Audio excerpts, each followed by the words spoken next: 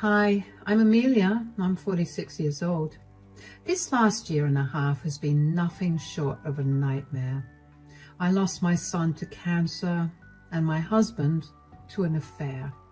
I've been through a lot, and I was recently told to try venting my emotions through writing, so here I am. I'll start from the beginning. I met my ex-husband Robert when we were in college. We were very similar, so we got along great. We dated for 4 years before tying the knot. We waited for a year or two before we decided to have kids. Our first child was a girl who we named Megan, and 5 years later we had my son, Justin. For 15 years, everything was great. We were a happy family that was doing very well. Both Robert and I worked jobs that paid us well enough to save up for both of our kids' education and also live comfortably. And then one day, my son Justin collapsed out of the blue. It was one of the scariest moments of my life. I had no idea what was happening. One minute I was making a PB&J sandwich for him, and the next I heard a thud on the floor and found him lying unconscious. I was trained in CPR, so I quickly performed it on him while I called 911 for help. The ambulance arrived quickly and we were rushed to the hospital. After a number of tests, I was told that Justin had leukemia. I cannot describe to you all the emotions that went through me when I heard that news. I felt my whole world crash and burn. I went from feeling every emotion under the sun to feeling nothing at all. I stayed with Justin in the hospital for the next few months as we tried to desperately figure out how to deal with his illness. When Justin heard of his cancer, he burst into tears, and I felt my heart break all over again. I still had hope that Justin would recover after a lot of treatment. Justin got started on chemotherapy and radiation pretty quickly. He was really weak, so he was required to stay in the hospital. I spent every minute that I could in that hospital. Unless it was to work or take a shower, I was there by Justin's side. Megan was at college by this point, and Robert was too busy working. The news of Justin's illness devastated all of us, and it left us feeling pretty numb. Megan couldn't be back home all the time, but she'd fly back home once a month for about a week to spend time with Justin. Robert was the only one who was barely around. I would try to talk to him about him, but every single time he'd tell me that he was too busy working. It was beyond frustrating to hear that, but I figured that he was burying his feelings in his work, so I didn't push him too much. Then he got the news that Justin's illness was spreading way too fast for the treatment to work. He was given a month at best. That month, Megan stayed back for 3 weeks. I took off from work and spent all my time with Justin. Once again, only Robert was missing.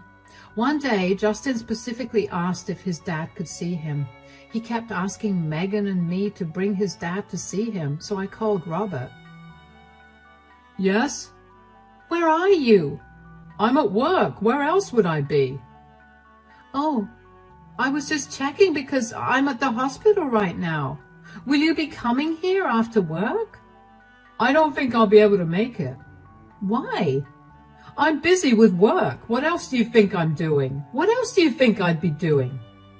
Don't you think you should cut down on your hours a little bit? I mean, insurance is paying for Justin's treatments, and he's not going to be here after this month. Why don't you come and spend time with him?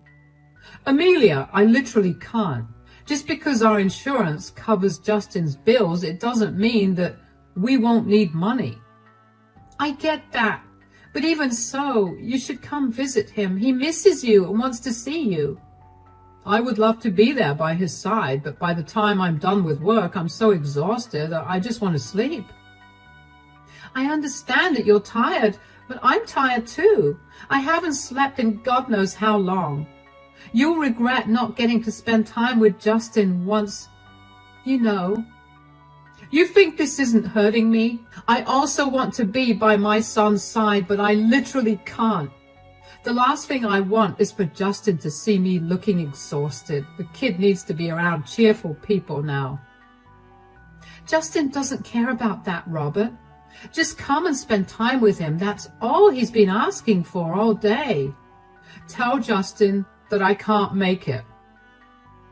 How have you suddenly become so much more busy since Justin's diagnosis? You're supposed to be there for him as his father. He's struggling with this, and he's doing his best to be happy. Why can't you set aside your feelings for a second and think about Justin? Why are you yelling at me? I told you that I'm doing my best to be there for him, but it's not as easy as you think it is. I'm also a working woman, Robert. How do I have time for Justin and not you? You've worked so much this year and you haven't taken any of your paid time off. Just take the rest of the month off and spend time with Justin. I can't do that. Why? Why can't you do one last thing for Justin? Do you not care for your son, who's suffering and literally dying? Amelia, I'm really busy right now. I only picked up the phone because I thought there was an emergency. If you keep calling me to yell at me, I will stop picking up the phone. Bye. And just like that, Robert hung up on me. I remember staring at my phone in shock that day. Justin had only one wish, and that was to see his father. How had Robert not seen the importance of that moment? Did he not realize that he would no longer have time with Justin? I felt such a crazy amount of anger at that moment. I tried to call Robert again and he didn't pick up. And when I tried again, my call wouldn't go through. He had blocked me. I shamefully explained to Justin that his father was busy and that he wouldn't be able to make it. Megan also seemed as mad at me at that point. Justin just seemed defeated. And that only made me feel worse. I mean, how else am I supposed to feel when my dying son got so used to not having his father around? Megan and I did our best to cheer Justin up, and he finally seemed to forget all about his disappointment. Megan had to leave eventually because she had an important exam to give, which if she didn't, she'd have to wait another 6 months to give, and that would not be possible because she had other things to do in 6 months. She apologized profusely to Justin, and he assured her that it was okay. She told me that she would try to make it in time to see Justin one last time. Unfortunately, Justin passed away only 3 days after Megan left for university. To say I was devastated would be an understatement. I don't know how I got through the next few days, but I managed to plan Justin's funeral. I finally managed to get through to Robert, and when I spoke to him, I felt nothing. Robert did his best to make up for his absence, but all of that just felt like hollow attempts. Still, I knew I needed to rely on someone to get through the funeral, so I accepted Robert's attempts. On the day of the funeral, Robert had left to do something without telling me what it was. I tried to get in touch with him for hours, and when almost everyone was at the funeral, Robert showed up. I walked up to him in worry and irritation and asked him where he'd been. "You're finally here. What took you so long?" "Jeez, why are you freaking out?" "I've been dealing with all the guests all by myself. I wanted you here because you know how much I've been struggling, and dealing with others is beyond exhausting." "Have you always been this needy?" "What is wrong with you? Why are you being so rude and nonchalant?" "I'm not being rude. I'm just in a better place mentally, and you're really bringing me down." "Better place mentally? What are you talking about? Your son passed away only 2 days ago. And who is this woman?" "I don't care that he's gone. I found a replacement. This is Beatrice, and she's pregnant with my child." "What? Are you really telling me that you're cheating on me at our son's funeral?" I figured now was as good a time as any. I mean, I was going to leave you immediately anyway. You thought telling me about your affair at our son's funeral while I'm in the depths of grief was okay? What happened to you always being by my side? Did you really not care about Justin? Was he just that replaceable to you? I told you from the start of our relationship that the one thing I wanted was a son. You gave me a son, so I stayed with you. Now that I no longer have a son, and you definitely won't be able to give birth to another child at your age, I had to replace you. What is wrong with you? Nothing is wrong with me. You're way too emotional to accept your reality right now. But I've already had the divorce papers drafted up, and they'll be served to you tomorrow. So that's it. You're just going to abandon me for some random woman you found and impregnated? You're going to throw away our 23 years of marriage for some stupid need of yours to have a son? It's not a stupid need. Who do you think will keep our family name alive? Our daughter who'll get married off to some guy and change her name? And I didn't just find some random lady. I've been seeing Beatrice for over a year now. Are you telling me that while I was struggling to deal with Justin's sickness and coming to terms with losing him, you were cheating on me with another woman? I'm glad your emotions haven't gotten in the way of you making sense out of your reality. You know what? Maybe it is a good thing that you're leaving. I don't want to be married to such a heartless man. Now, if you'll excuse me, I need to be around people who actually care about me. The range of emotions I was feeling is something I simply can't describe. I went from feeling angry to hurt to betrayed to sad to glad. And all of that was piled on top of the huge amount of guilt and grief that I had already been feeling. My son was gone. I could no longer hold my baby in my hands anymore. And there was nothing I could do to keep him by my side either. I was beyond mad at Robert, though. There was no reason for him to reveal his affair to me at Justin's funeral. I don't know if he wanted to humiliate me or if he was genuinely stupid. I decided to keep my distance from Robert because being around him would trigger way too many emotions, and I was not in the mental space to handle so much. About an hour into the funeral, Megan arrived. Her flight got delayed, and when she arrived, she looked a mess.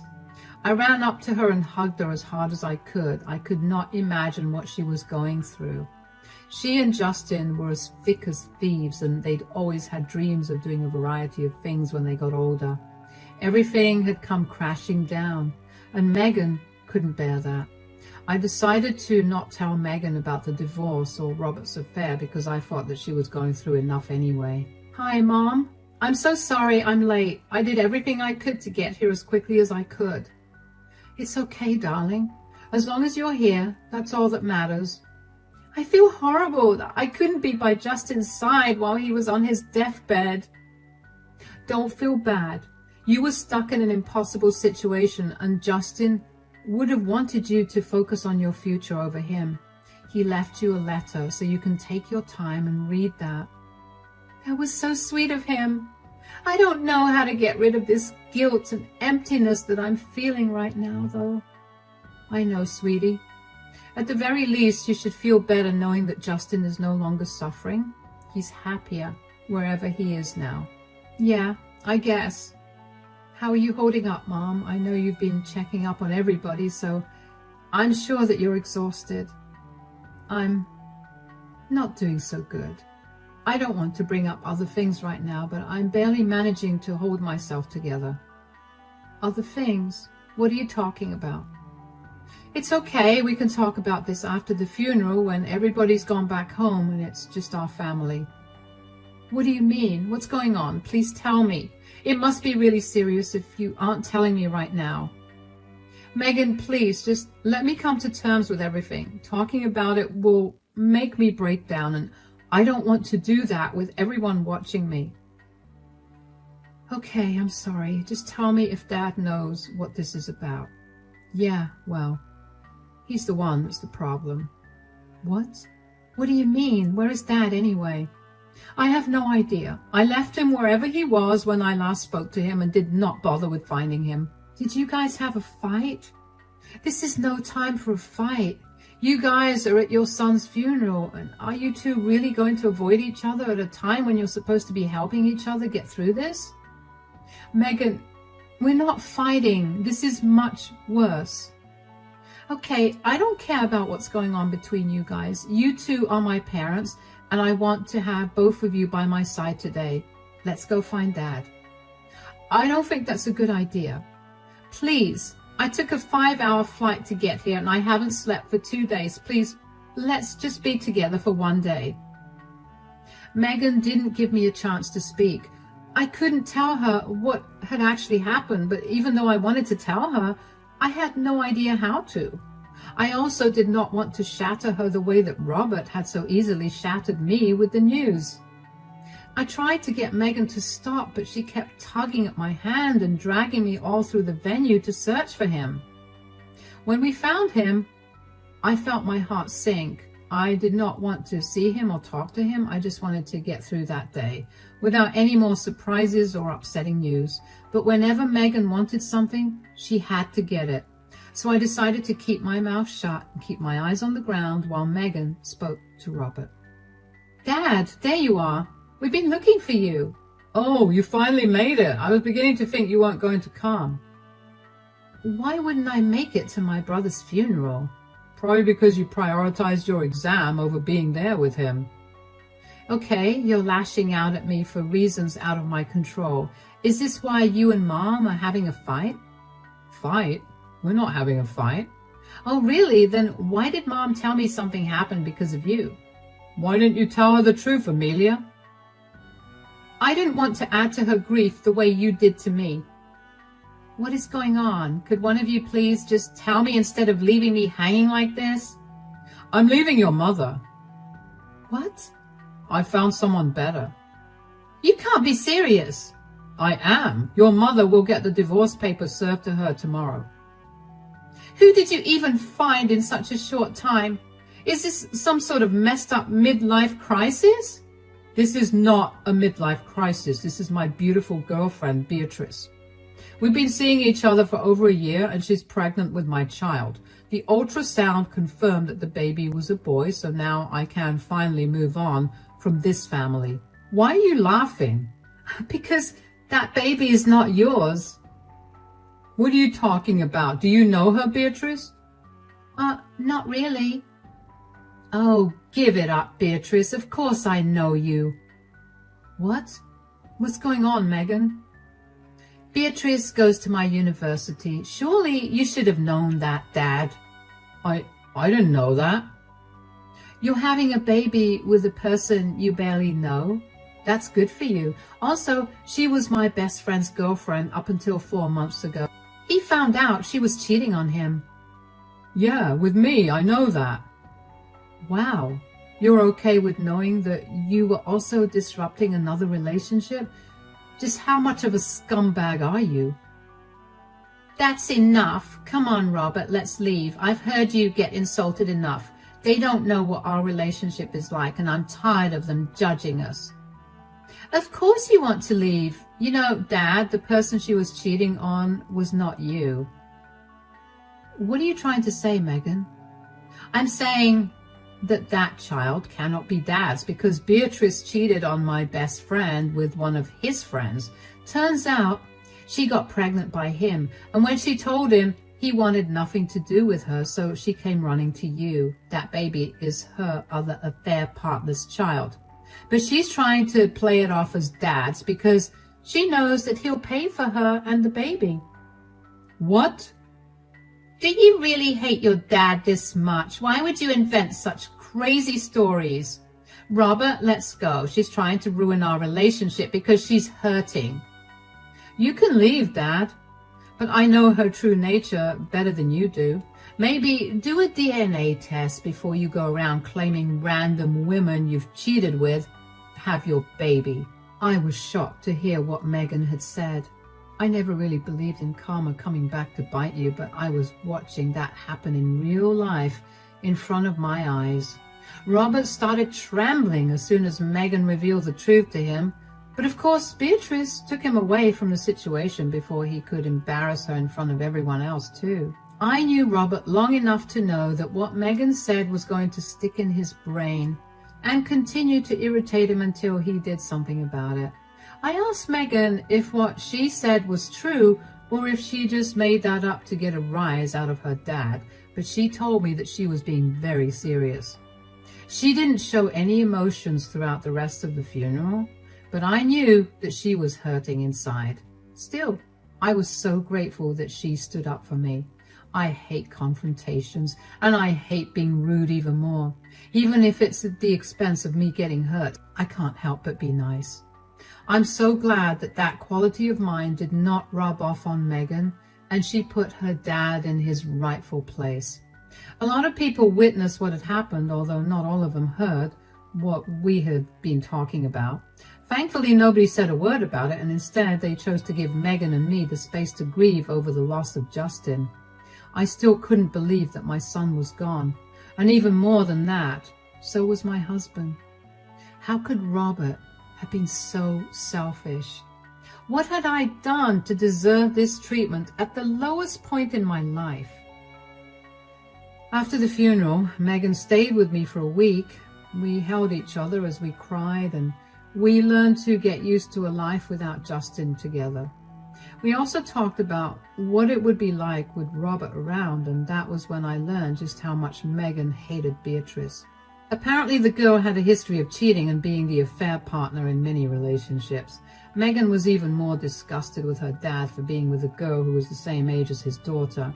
I hadn't even stopped to think about that, but when Megan brought up Beatrice's age, I couldn't help but feel a deep sense of disgust fill me up. Like Robert said, I got served with divorce papers the day after the funeral. I wasted no time signing it and sending it back. I wanted nothing to do with that vile man. And I realized that I was actually a little glad that he left my life when he did, because that meant that I could deal with a whole load of grief instead of experiencing it in shockwaves. After the week that Megan spent with me, she went back to her university and I was truly left alone. It took a while for me to adjust to the new loneliness, but I managed to get along by immersing myself in work and through therapy. About 2 weeks after Justin's funeral, somebody rang the doorbell. I looked at the camera footage from my doorbell and saw that it was Robert. I'm not going to lie. I felt rage coursing through my veins at that point. I ignored him, but he kept ringing the doorbell, so I opened the door and did not try to hide my annoyance. "What are you doing here?" "Megan was right. Beatrice lied to me." "Okay, what do you want me to say about that?" "Nothing. I don't know. I just wanted to let you know how sorry I am." "Telling me that you're sorry isn't going to change what you did." "I know. I feel terrible, and I guess apologizing was the only way for me to feel better. But it doesn't look like you're going to forgive me, huh?" "Forgive you? While you were out there cheating, I was the one consoling Justin when he found out that his illness was terminal. I stayed in the hospital for over a month with him and barely slept or ate food. Every time I called you for help, you'd tell me you were busy. I had no one to support me. You looked down on Megan for not being able to make it to Justin's side while he was dying, but you conveniently left out how you were also not there." "I know. That's why I'm apologizing. You've been an amazing mother to our children. I repaid you with the worst thing in the world at the worst time." "I'm glad you at least recognize that." "I know that you still haven't forgiven me, but do you think that you could? I would love to come back to you. As messed up as this sounds, the entire time I was with someone else, I couldn't help but compare her to you. I refused to accept how badly I was messing my life up because I was not thinking straight. You really have been the best woman in my life, and I would love for you to take me back." "You sound insane. There is no universe in which I'd take you back. If I was truly the best woman you've ever known, you would have stepped up and been there for me when I needed you the most. Did you think I'd take that as a compliment? You disgust me in every sense of the word. Never have I met a more pathetic man than you." You don't have to be so mean. I don't have to, but I want to. The last year has been a nightmare for me, and not once could I rely on you. On top of that, you chose Justin's funeral to tell me that not only were you having an affair, but also that you didn't care about Justin not being here because he was replaceable to you. I was grieving. I wasn't thinking straight. I am grieving too. Does that give me the right to go to sleep with a bunch of people and put my husband down at his lowest? Listen to yourself and hear how crazy you sound. Please leave me alone. I signed the divorce papers like you wanted. I never want to see you again. Amelia, please listen to me. I slammed the door in Robert's face. I couldn't believe the nerve that he had to not only come back but also ask me to take him back. Robert kept knocking on the door for a while until he eventually gave up and left. He was lucky that he gave up when he did because I was just thinking of calling the police. I immediately called Megan after he left. I told her about everything that had happened and asked if she knew what exactly went down between Robert and his affair partner. Megan then told me that Dad forced Beatrice to get a DNA test done. Initially, Beatrice was very reluctant to get the DNA test done. She tried every tactic in the book to get Robert to change his mind, but when that didn't work, she gave in and did the DNA test. Well, surprise, surprise, the baby was not Robert's. He kicked her out and she came crying back to Megan's best friend. She told him all of this and promised to remain faithful to him if he helped her raise the child she was carrying. I couldn't believe how delusional the woman was. Megan and her best friend have also washed their hands of Beatrice, so that was all the update I had on that. I was glad that Robert's selfish actions finally caught up with him. He lost his family because of his selfishness, and now he's all alone. The rest of our family, that was at the funeral, heard about what Robert had done, and they decided to cut contact with him. Having an affair was one thing, but revealing the affair at your child's funeral while calling the child replaceable was beyond appalling, and neither one of our families wanted anything to do with him after that. From what I heard through a few mutual friends, Robert was living a very lonely life. He seemed very low and can't seem to get through a day without a drink in his hand. While my heart hurts for the loss of my relationship, I know that I definitely deserve someone way better than Robert. I will always treasure the years I spent with him, all the good memories we created together, and as a family, but that's all. He means nothing to me now. And even though it hurts to say that, that is the truth. Our divorce is still being processed, and thankfully, Robert is not making things harder. He's being amicable. And even though I want to do nothing more than yell at him at the top of my lungs for ruining our family in the worst way possible, I'm being civil with him. Megan begged me to look into therapy, and even though I was very skeptical about it, I scheduled a few sessions for myself, and honestly, I can already feel myself healing. I know that I've been through way too much in this last year than I have in the rest of my 48 years of life. So no matter what happens from here on out, I'll be strong enough to overcome it. I know I have loving family and friends by my side too, and that's enough to get me through as many rainy days as possible. Thanks for listening, and I wish you nothing but good days ahead.